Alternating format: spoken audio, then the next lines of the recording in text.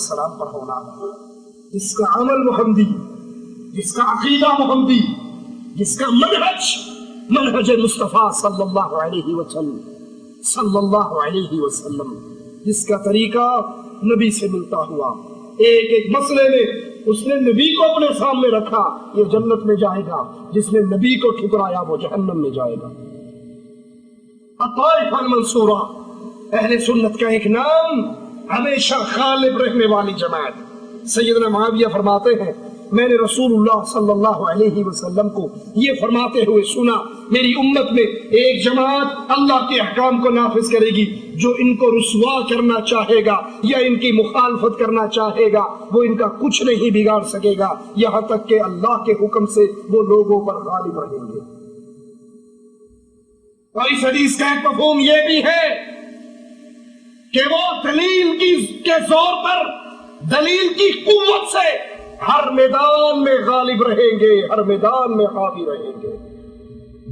अगर उनकी तादाद थोड़ी हो, अगर उनके अफराद थोड़े हो, लेकिन उनके पास कुरान की आयत की रोशनी में जो कुव्वतें हैं उसका मुकाबला कोई नहीं कर सकेगा। इमाम अहमद इब्न हंबल रहमहुल्लाह अकेले, उलमा या तो खामोश हो गए या अपना अकीदा छुपा लिया या हिजरतें कर गए, अकेले इमाम अहमद को मार पड़ रहे हैं, दुर्रे पड़ रहे हैं, कोड़े बरस रहे हैं और कह रहे हैं मुझसे फतवा लेना है तो कुरान और हदीस की दलील ले आओ। ये कोड़े बरसे जो बादशाह की तरफ से मौलवी था उसका नाम भी अहमद था। वो इमाम अहमद के जिस्म से निकलते हुए लहू को देखता है, उधड़ती हुई चमड़ी को देखता है और आकर कहता है, कह दे जो मैं कह रहा हूं, कह दे जो बादशाह कह रहा है, बादशाह के जुमलों पर मोहर लगा दे, मैं तुझे बादशाह के अजाब से बचा लूंगा। अल्लाह इमाम अहमद की कब्र को जन्नत का बाग बना दे, उनकी कब्र पे अपनी रहमत की बरखा बरसा दे। जवाब में अपने चेहरे को उठाते हैं और कहते हैं, मुझे ये कहने वाले कि कह दो जो बादशाह ने कहा है, मैं तुझे बादशाह के अजाब से बचा लूंगा, तू कह दे जो मैं कह रहा हूँ, तू कह दे जो मैं कह रहा हूँ। हो सकता है अल्लाह कह दे जो मैं कह रहा हूँ, तू कह दे जो मैं कह रहा हूँ, हो सकता है अल्लाह तुझे अपने अजाब से बचा। मुनाजरा होता इमाम अहमद के दलाइल का जवाब कोई मौलवी न दे सकता, और जब दलाइल खत्म हो जाते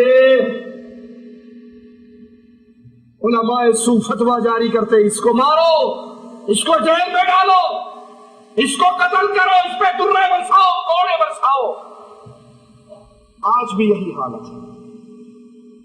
जब अहले तौहीद की दलीलों का जवाब नहीं बचता, कब्र पे सजदा करने वालों को, कब्रों का तवाफ करने वालों को, गैरुल्लाह को पुकारने वालों को, बातिल अकीदा वहदतुल वजूद की दावत देने वालों को जब रद्द करने वालों के दलाइल का जवाब नहीं आता, फिर कहते हैं भाभी ने, गुस्ताख ने, बेअदब ने, इनके पर्चे कटवाओ, इनको तौहीन रिसालत के केस में फंसाओ, इनको कत्ल करो, ये वाजिबुल कत्ल है, ये गुस्ताख है। हर दौर में ऐसा रहा है। अहले तौहीद की दलील का जब जवाब नहीं रहता तो अहले शिर्क अहले तौहीद पर अपना गुस्सा निकालने के लिए कभी उनको मारते हैं, कभी उनको मुल्कों से निकाल दिया जाता है, कभी अल्लामा एहसान इलाही ज़हीर रहमतुल्लाह अलैह की सूरत में बमों के हमले करके उनके जिस्म के परखचे उड़ाते हैं। ये तो होता रहा।